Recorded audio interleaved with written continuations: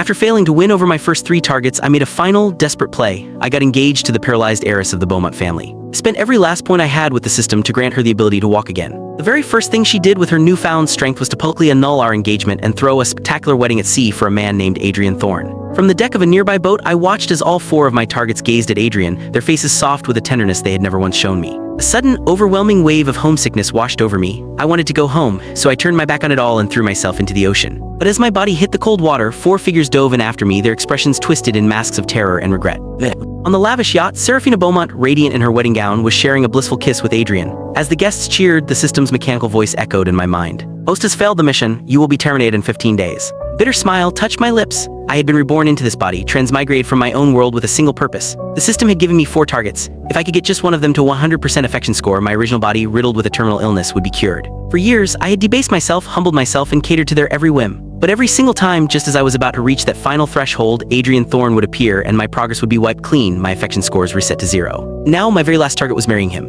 With that thought, I walked to the edge of the deck and let myself fall into the deep, dark water. The ocean embraced me, a cold, silent shroud. I spread my arms, surrendering to the crushing weight, letting my body sink toward the abyss. But then an arm hooked around my chest, dragging me back toward the suffocating light. Fresh air flooded my lungs, and before I could even register what was happening, a vicious slap sent my head snapping to the side. "You chose Adrian's wedding to pull a stunt like this. You just had to ruin it for all of us, didn't you?" I wiped a trickle of blood from my lip and looked up into the disgusted eyes of the woman who held me. The pain in my heart was a familiar, throbbing ache. My sister Clarissa Rhodes, my first target in this world. After our parents died, we had only each other. When the car crashed, I hadn't hesitated to shield her with my own body, taking the brunt of the impact. It left me with ruptured organs and a long stay in the ICU. She had wept over my hospital bed, promising that no matter what, she would always protect me. We were, she said, the only family we had left. But the day I was discharged, she brought Adrian home, announcing he was our new little brother. She moved him into my room and did nothing when he tortured my dog of 8 years to death. Every argument between Adrian and me, she took his side, calling me petty and cruel for not being more welcoming. The 97 points of affection I had painstakingly earned over 8 years were erased by Adrian in less than a week. From that day on, her affection for me plummeted, and she eventually stopped acknowledging me as her brother at all. Seeing me sitting there, dazed and silent, Clarissa fished a bottle of heart medication from her purse and threw it at my chest.